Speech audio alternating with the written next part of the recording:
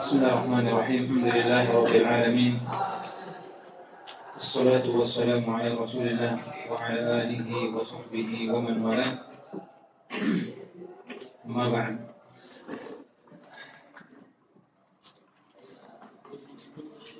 Baik, selesai kita dari kaidah yang ketiga ya, tentang pembagian dari sifat-sifat Allah Subhanahu wa taala. Dalam kaidah ini sebutkan bahwasanya sifat Allah terbagi menjadi berapa? Dua. Ada sifat subutiyah, ada sifat salbiyah. Baik. Dan sifat subutiyah itu apa yang Allah tetapkan untuk dirinya, untuk zatnya. Begitu pula Rasulullah SAW. Dan semuanya adalah sifat sempurna. Sifat yang sempurna. Kemudian sifat salbiyah, apa yang Allah SWT nafikan terhadap zatnya, begitu pula dinafikan oleh Rasulnya SAW. Nah, mana tadi yang mau baca? Baca. Bismillah. Qala musannif Asy-Syaikh Muhammad bin Shalih Al-Utsaimin rahimahullah. Al-qaidatur rabi'atu as-sifatu as-subutiyatu sifatun madahin wa kamalin fa kullama sifatun madahin wa kamalin fa Tidak, maksudnya di panjang fa-nya sifat jamak.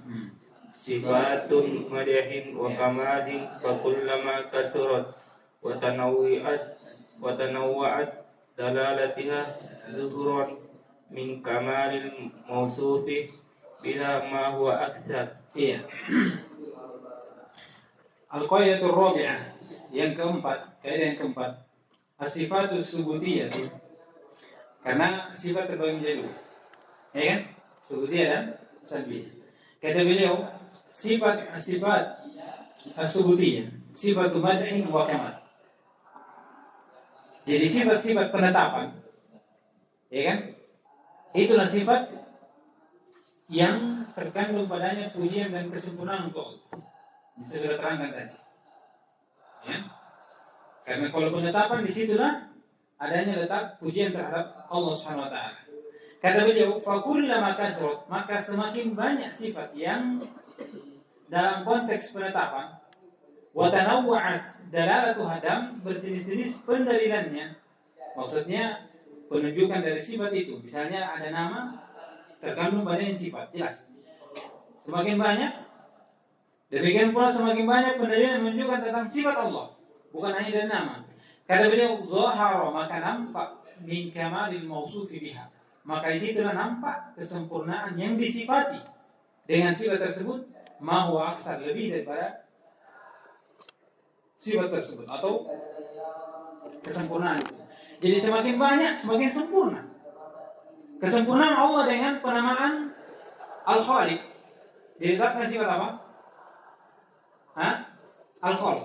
Allah sempurna dengan sifat tersebut. Ketika ditambah lagi sifat yang lain, ditambah lagi, maka akan lebih sempurna dari sifat yang beberapa sifat yang disebutkan sebelumnya. Jadi semakin banyak, semakin sempurna. Oleh karena itu Ahlussunnah berbicara tentang sifat penetapan, tidak ada penafian. Dan kalaupun mereka berbicara penafian, apa yang diinginkan? Penetapan. Karena ketika seorang menetapkan, disitulah terkandung padanya sifat kesempurnaan. Semakin banyak, maka semakin banyak pula apa? Kesempurnaan yang ditetapkan untuk siapa yang disifati. Itu maknanya. Ya. Jadi ini asalnya.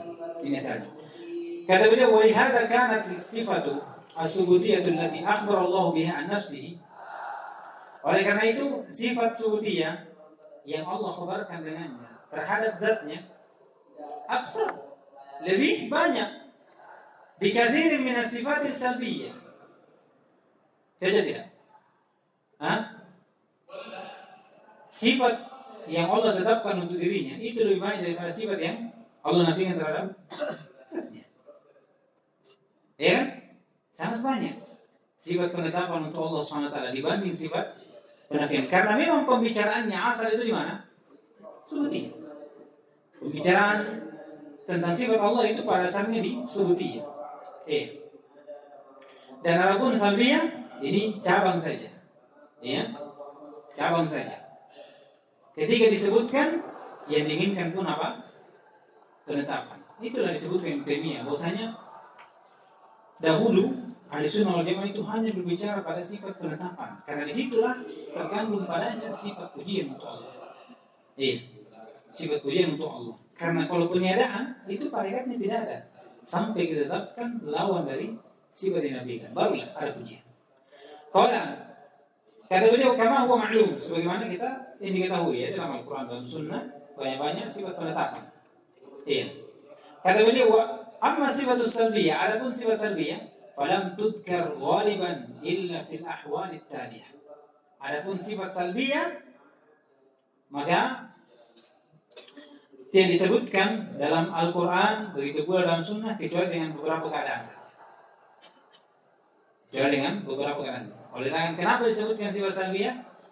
Ini alasannya 3 ini. Untuk apa? Beberapa keadaan. Beberapa keadaan saja. Adapun ketika sifat penetapan, maka yang diinginkan adalah penetapan kesempurnaan sifat Allah Subhanahu wa taala. Qala al-ula. Baca langsung. Al-ula bayanul umumi kamalihi kama fi qawlihi ta'ala laisa kamitslihi syai'un wa lam yakun lahu kufuwan ahadun. Pertama, ini sering kita sebutkan. Kenapa disebutkan sifat salbiyah? Kata beliau yang pertama adalah bayanul umumi kamalihi, penjelasan keumuman kesempurnaannya. Ya kan? Kalau dikatakan kenapa Allah menafikan sifat untuknya? Untuk menjelaskan kesempurnaan sifatnya. Keumuman dari kesempurnaan sifatnya. Oleh karena itu Allah berfirman, "Laisa kamitslihi syai' wa lam yakul lahu kufuwan ahad. Hal ta'lamu lahu samiha?" Fala taj'al lillahi andada. Sama semua itu. Ini dikenal dengan nafi apa? Mujmal. Ya kan? Penafian mujmal. Untuk menjelaskan keumuman kesempurnaannya. Kita sudah lewat. Kalau nafi mujmal terkandung berapa penetapan? Berapa kandungan? 2. Ya kan? Menafikan uyub dan menafikan apa? Mumasalah. Ketika dinafikan ini semua menunjukkan keumuman dari kesempurnaan sifatnya yang tidak ada yang semisal dengannya dan tidak terdapat aib. Itu mana? Bisa tak? Jadi kenapa Allah katakan laisa kamitslihi syai'? Wa lam yakul lahu kufuwan ahad, fala taj'al lillahi andada, hal ta'lamu lahu samia. Apa maknanya?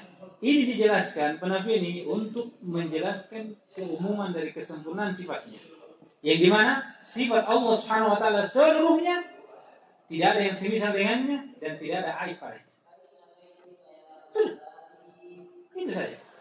Makanya itu 2 perlu dipegang itu. Dengan kenapa laisa kamitslihi syai'? Kenapa Allah menafikan tidak ada semisal dengannya? Kemudian Allah menafikan kufur. Karena itu menjelaskan bahwa semua sifatnya yang Allah tetapkan untuk dirinya kosong dari semua itu. Tidak ada yang semisal dengannya dan tidak ada aib pada sifatnya. Kembali kemana lagi? Kembali ke penetapan ini. Karena ini penetapan lah yang ada apa? Puji. Penafian pertama ini. Yang kedua kata beliau, dan ini dikenal dengan nafi mujmal, ya, nafi mujmal. As-saniyatu nafiyun ma idda'ahu fi haqqihi al-kadhibun kama fi qawlihi an da'aw lir-rahmani waladan wa ma yanbaghi lir-rahmani an yattakhidha waladan. Yang kedua kata beliau, kenapa disebut penafian? Untuk menafikan apa yang disangka pada hak Allah Subhanahu wa taala dari orang-orang yang berdusta. Untuk menafikan sangkaan para pendusta terhadap hak Allah Subhanahu wa taala. Ketika mereka menyangka Allah memiliki anak. Ya kan? Maka datanglah penafian untuk hal tersebut. kata Allah, anda'u lirrahmani walada. Mereka menyangka Allah memiliki anak. Wa ma yanbaghi lirrahmani an yattakhidha walada. Dan tidak pantas untuk Allah SWT untuk mengambil anak. Tidak. Ini penafian kan? Penafian apa ini? Allah tidak memiliki anak. Ya kan? Ini nafi apa? Mufassal atau mujmal? Mufassal. Sekarang apa yang diinginkan dari penafian ini? Untuk menetapkan kesempurnaan apa?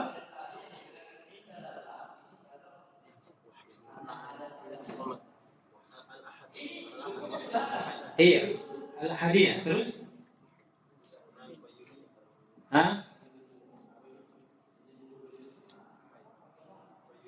Kesempurnaan haid. Terus banyak kesempurnaan dari gina Allah Subhanahu wa taala. Sempurnaan dari gina Allah Subhanahu wa taala, huwal ghani. Allah Subhanahu wa taala Maha cukup dengan segala sesuatu, tidak butuh kepada anak. Tidak butuh kepada anak. Lihat. Jadi kalau ada penafian pasti ujung-ujungnya apa? Penetapan. Kalau dikatakan tak kala mereka mengatakan Allah Subhanahu wa taala apa? Tidak apa Allah Subhanahu wa taala mengambil anak, langsung datang. Allah tidak mengambil anak. Sudah. Jadi tak kala Allah mensifati dirinya al-ghina, lihat. Allah memiliki apa? Sifat al-ghina, yaitu Allah memiliki sifat kekayaan, cukupan dari segala sesuatu, sempurna kehidupannya, sampai-sampai tidak butuh anak. Ketika datang, orang-orang dusta bahwasanya Allah memiliki anak, untuk mencacati sifat kesempurnaan kekayaan Allah, datanglah ayat tersebut untuk menafikan apa? Sangkaan tersebut dan menjadikan kesempurnaan Allah semakin sempurna. Bisa tak? Itu maknanya. Makanya asalnya itu berbicara tentang kesempurnaan mutlak. Namun ketika datang penafian sebenarnya justru sangat mengangkat apa? Semakin menyempurnakan lagi sifat Allah. Berdasarkan dengan ayat yang kita baca sebelumnya apa? Wa tawakkal 'alal hayy alladzi la yamut. Ya kan? Al-hayy berarti sudah menunjukkan kesempurnaan sifat hidup Allah. Ketika disifati lagi la yamut, semakin sempurna kehidupan Allah. Ya kan? Supaya disangka al-hayy kehidupan sama dengan manusia. Tak kali nafikan la yamut, sudah terputus sudah. Sama juga ini. Kesempurnaan gina berarti Allah sama sekali tidak membutuhkan anak. Ketika ada yang sangka seperti itu, Allah nafikan. Menunjukkan kesempurnaan gina Allah Subhanahu wa taala. Ketiga, as-salisatu daf'u tawaffumi naqsin min kamalihi fima yata'allaqu bihadzal amri mu'ayyin kama fi qawlihi wa ma khalaqna as-samawati wal arda wa ma apa di situ? وما خلقنا السماوات والأرض وما بينهما لاعبين وقوله ولقد خلقنا السماوات. Surah apa sih? Ada?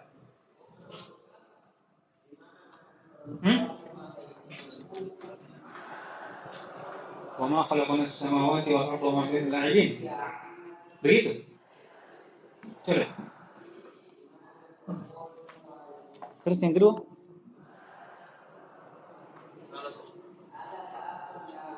sama di surah Al-Anbiya ayat 16. Sama toh? Wa ma khalaqna as-samaa'a wal ardh. Ada juga dua. Di situ apa? Macam enggak ngerti. Dua berapa ayat kan? 3.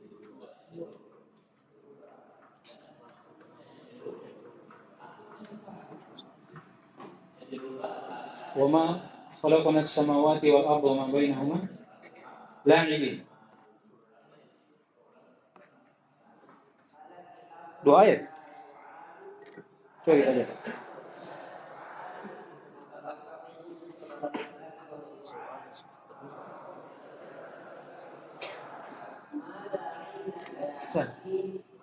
Berarti dua ya.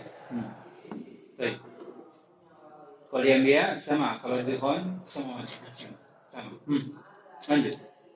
ولقد خلقنا السماوات والأرض وما بينهما في 6 أيام وما مسنا من لغوب. Berarti itu di surah Duhan itu yang diciptakan yang itu Duhan. Ya. Karena di alam dia ada tapi sama bukan samawat. Yang ketiga kata beliau untuk menahan dari sangkaan atau mengangkat dari sangkaan kekurangan dari kesempurnaan Allah SWT pada apa yang berkaitan tentang perkara yang tertentu. Iya, perkara yang tertentu. Misalnya, Allah SWT menciptakan langit dan bumi dalam waktu 6 hari. Ya kan?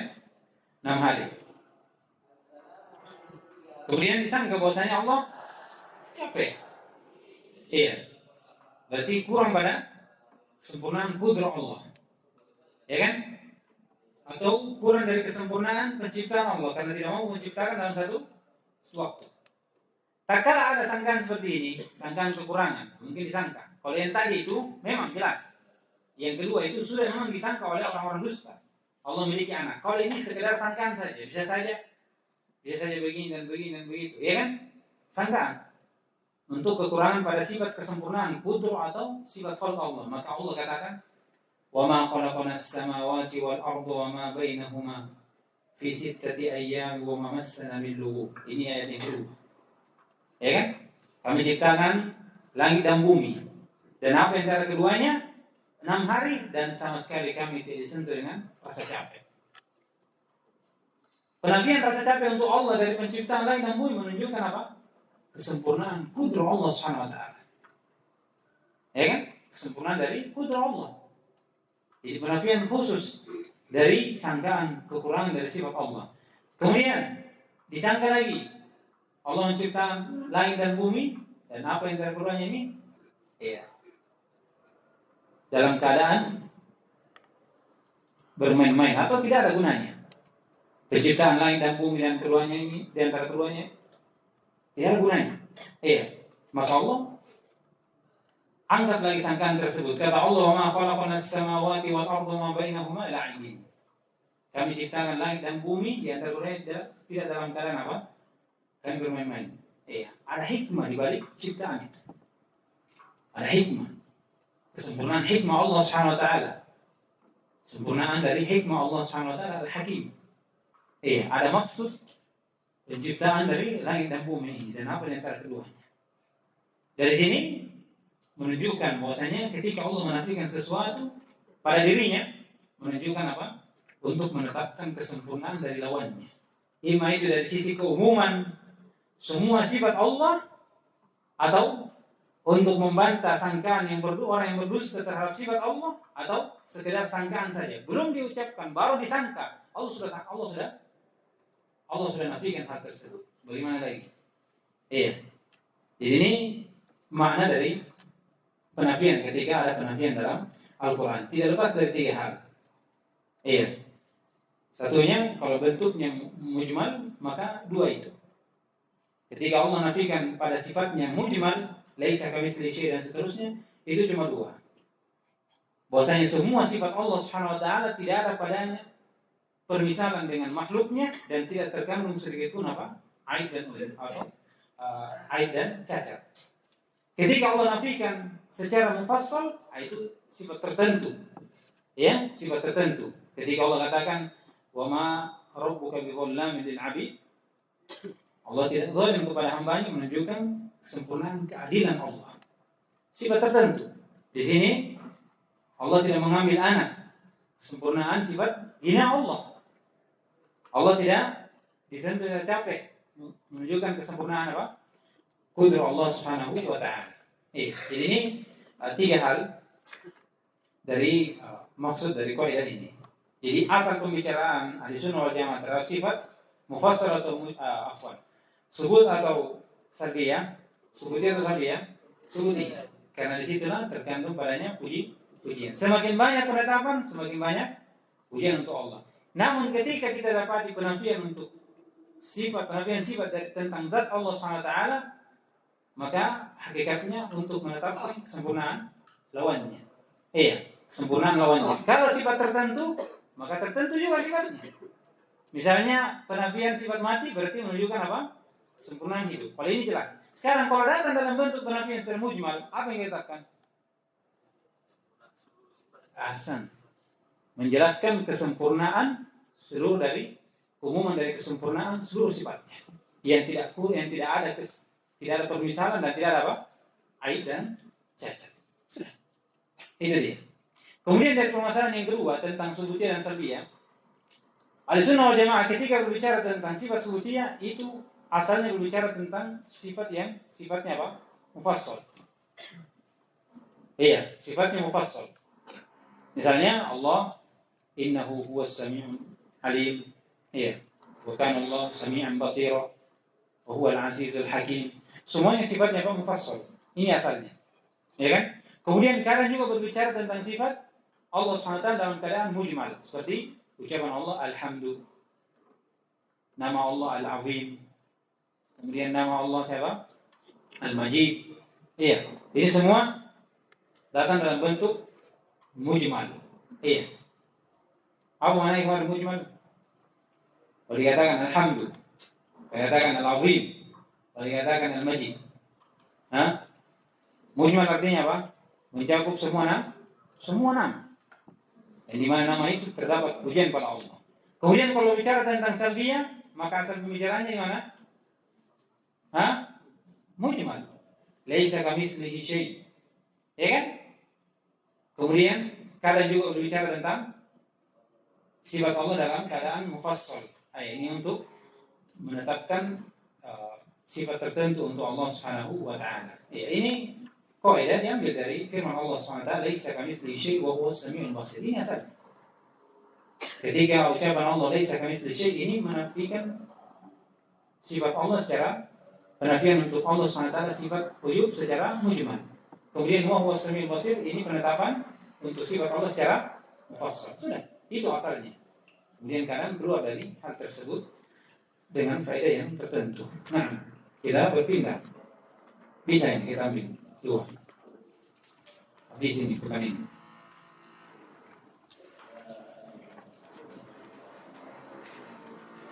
Al-Qaidatul Khamisatu As-sifatus subutiyatu tanqasimu ila qismaini zatiyatun wa fi'liyatun. Ya, ini sudah lewat juga. Ya.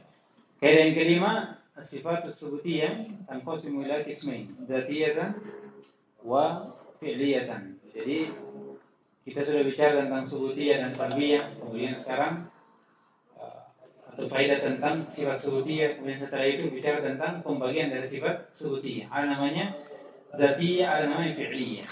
Nah, dzatiyah Al-dzatiyatu yallati lam yazal wa la yazalu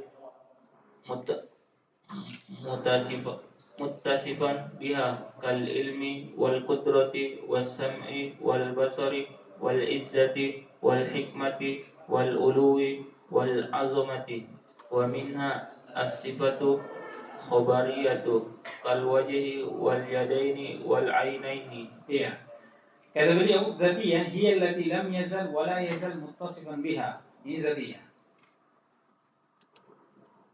Dialah sifat yang Allah Subhanahu wa taala terus-menerus dan tidak pernah terputus bersifat dengan sifat tersebut. Selalu saja Allah Subhanahu wa taala bersifat dengan sifat tersebut. Itu namanya dzatiyah, yang terus bersama Allah Subhanahu wa taala, tidak pernah lepas dari zat Allah. Seperti sifat ilmu, wal qudra, wal sami', wal basar, wal izzat, wal hikmah, wal ulu, wal azamah. Ini sifat dzatiyah semua. Dikenal dengan dzatiyah apa? Ma'nawiyah. Iya. Aqliyah. Sifat dzatiyah ma'nawiyah aqliyah. Wa minha di antara sifat tersebut al-khabariyah. Sifat dzatiyah khabariyah. Kal wajh wal yadain wal ain. Di sini berarti sudah ada dua sifat. Ada namanya sifat dzatiyah fi'liyah, sifat dzatiyah ma'nawiyah, aqliyah, ada namanya sifat dzatiyah khabariyah. Ya? Paham perbedaannya ini? Bisa tak? Bedakan. Coba bedakan. Baik. Siapa? Wakilkan saya. Sultan. Apa Sultan? Zatiyah ma'nawiyah akliyah.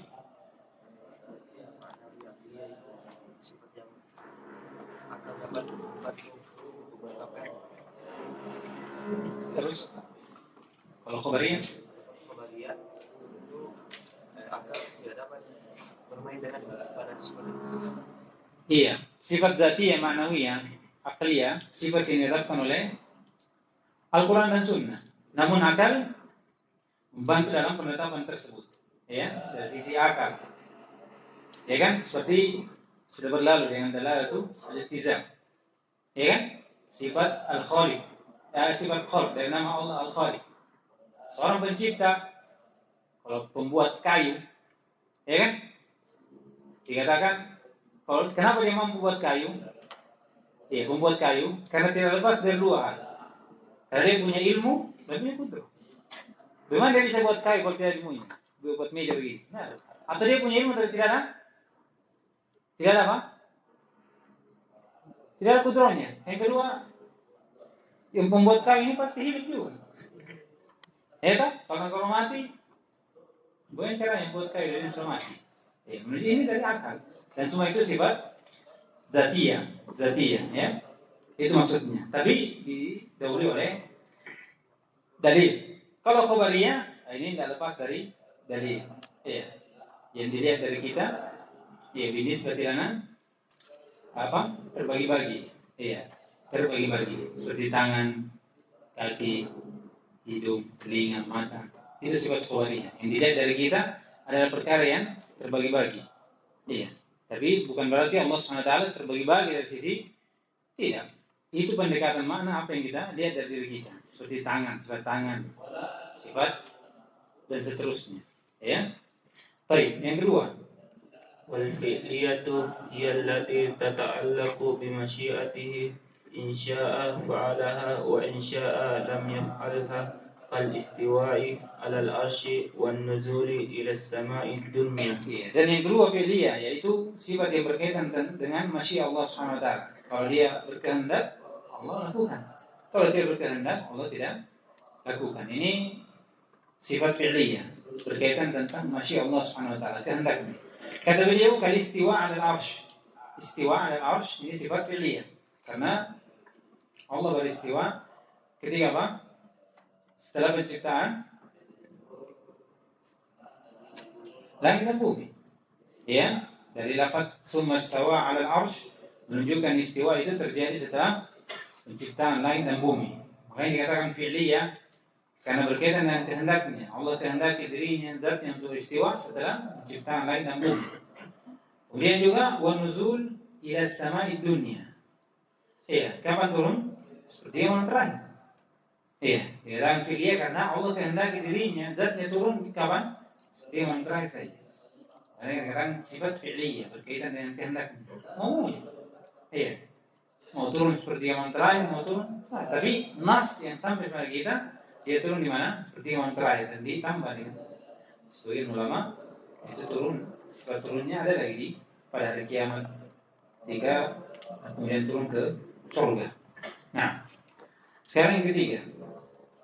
وقد تكون الصفة ذاتية فعلية باعتبارين كالكلام فإنه باعتبار أصله صفة ذاتية لأن الله تعالى لم يزل ولم يزال متكلما باعتبار آحاد الكلام صفة فعلية لأن الكلام يتعلق بمشيئته يتكلم متى شاء بما شاء كما في قوله تعالى إنما أمره إذا أراد شيئا أن يقول له كن فيكون وكل صفة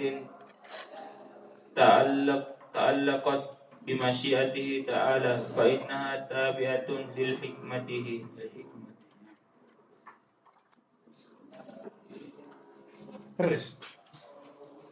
وقد تكون الحكمة معلومة لنا وقد نعجز عن إدراكها kenapa mansub?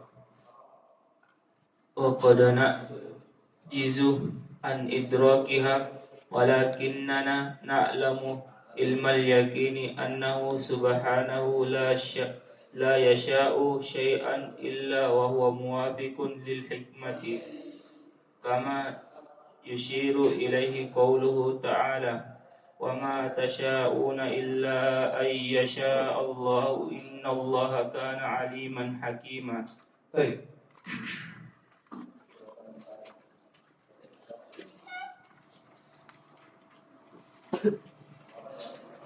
Kemudian kata beliau, waqad takunu sifatu dzatiyatan fi'liyatan bi'tibarain. Kita sudah tahu sifat dzatiyah. Kita juga tahu sifat fi'liyah.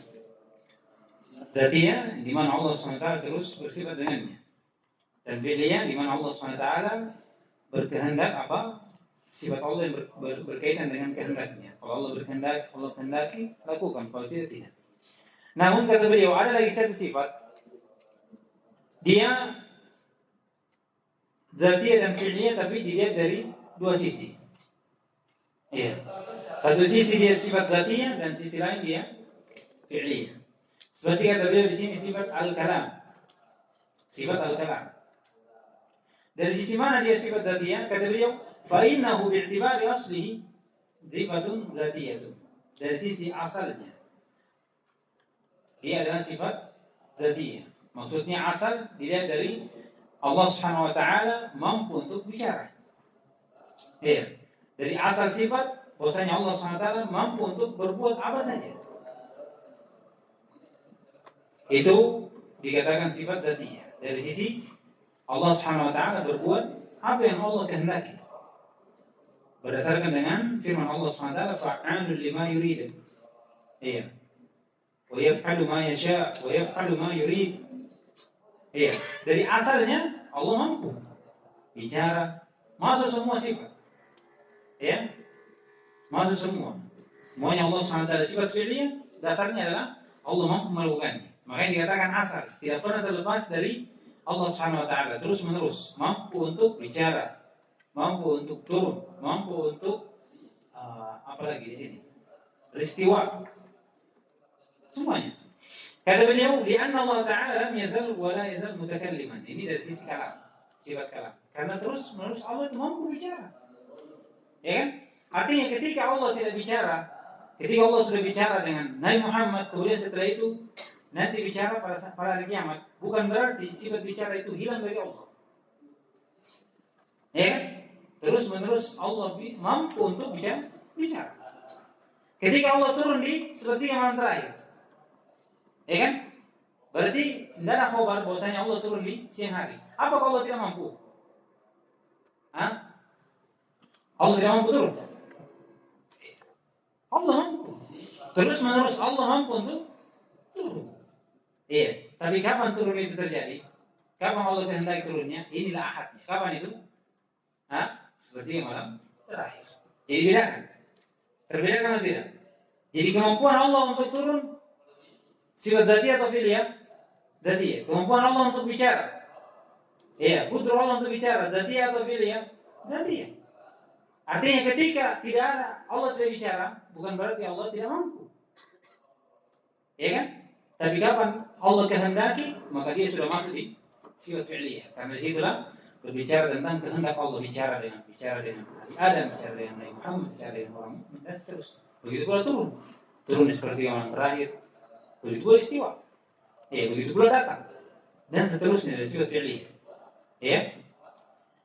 Kata beliau, "Lianna Allah Ta'ala lam yazal wa la yazal mutakalliman." Wa bi'tibari ahadil kalam, tapi kalau dilihat dari satu persatunya ucapan, dia bicara dengan Nabi Muhammad, bicara dengan Nabi Ibrahim, bicara dengan Nabi Adam, bicara dengan kaumnya nanti pada kiamat. Ini sifat fi'liyah, karena ketika dia bicara sudah berkaitan dengan kehendaknya. Dia bicara dengan fulan bin fulan pada hari kiamat, sudah berkaitan dengan kehendaknya sudah. Iya. Bicara dengan Nabi Musa.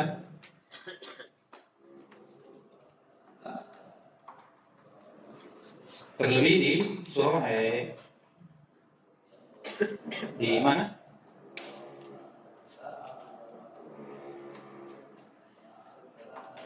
Surah apa itu? Lan taroni walakum ilal jabal. Iya, ingin apa namanya? Berkata kepada Allah SWT ingin melihatnya. Iya. Kemudian Allah bicara pun kepadanya. Kala walamma ja'a Musa limiqatina wa kallamahu rabbuh. Ini yang saya inginkan. Ya kan?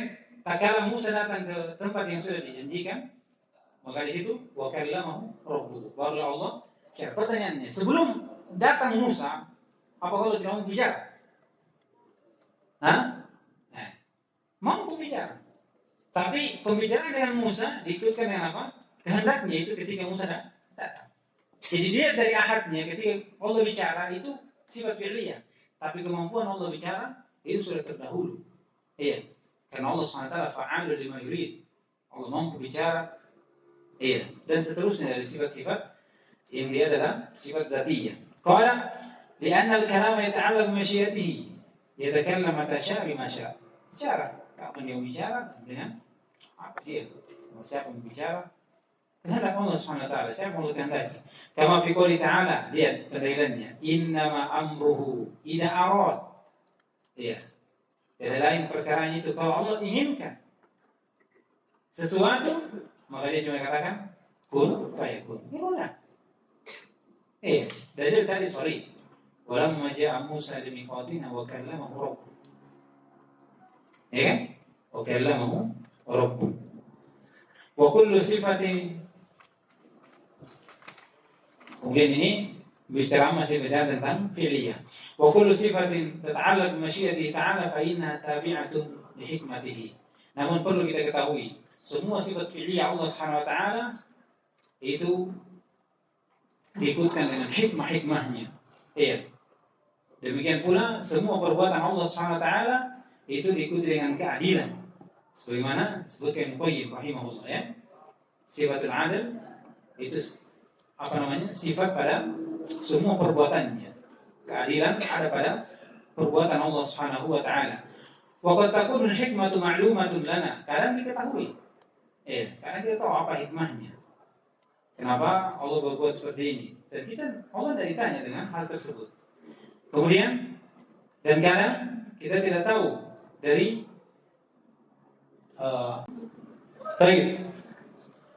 dan kadang kita tidak mampu untuk mengetahui dari hikmah tersebut. Iya. Kata beliau, lakinnana na'lamu ilmal yakin. Tapi kita yakin. Iya. Kita yakin bahwasanya Subhanahu wa ta'ala la yasha syai'an illa wa huwa muwafiqun li hikmah. Itu yang perlu kita yakini bahwasanya tidak ada satupun sesuatu yang Allah kehendaki pasti ada hikmahnya. Kita tahu atau tidak tahu tapi kita harus yakini.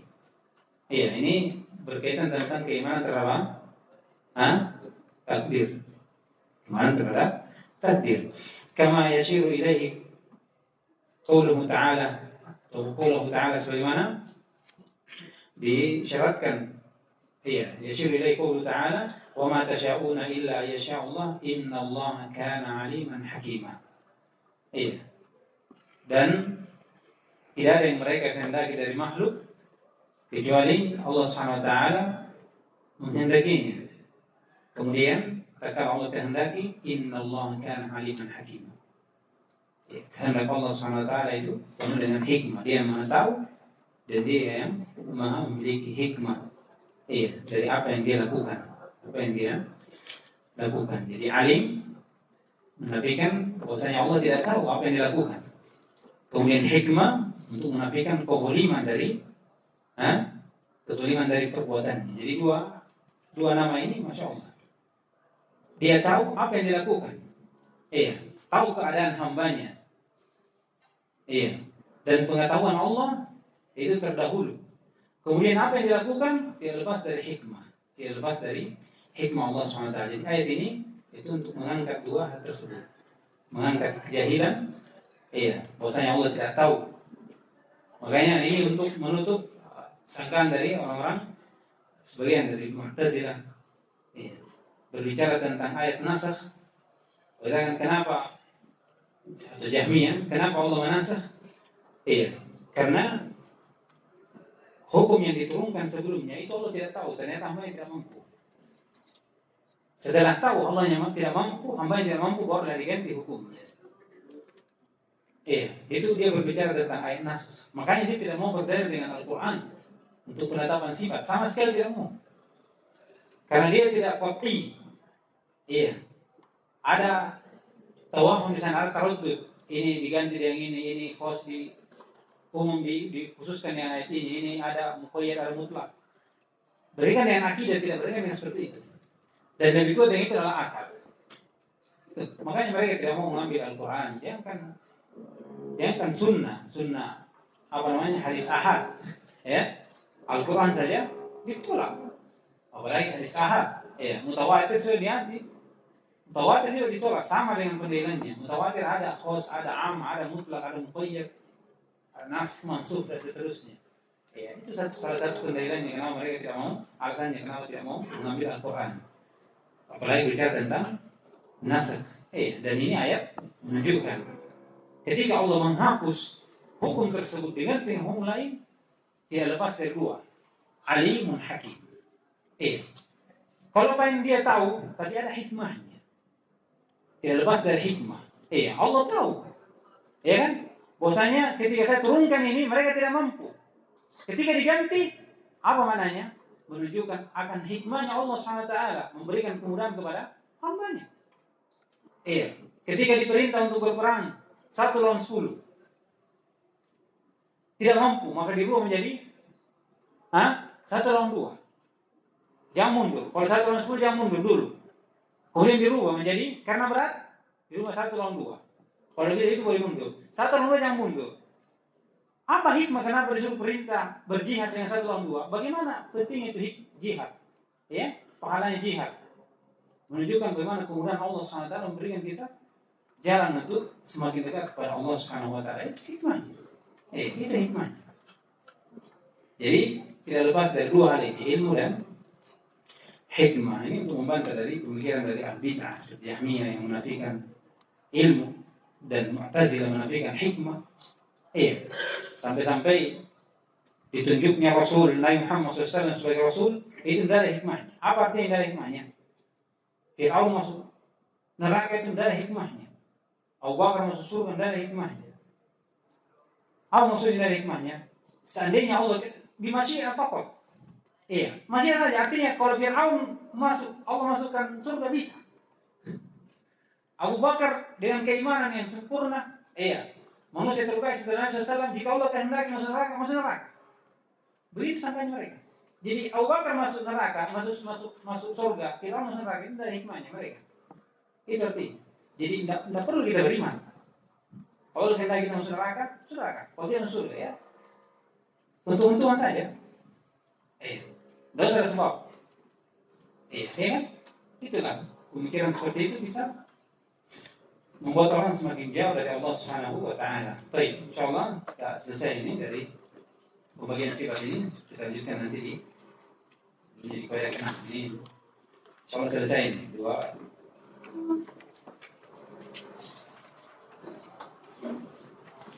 Dan ini dari kaidah sifat ini. Baik, subhanallah, alhamdulillah,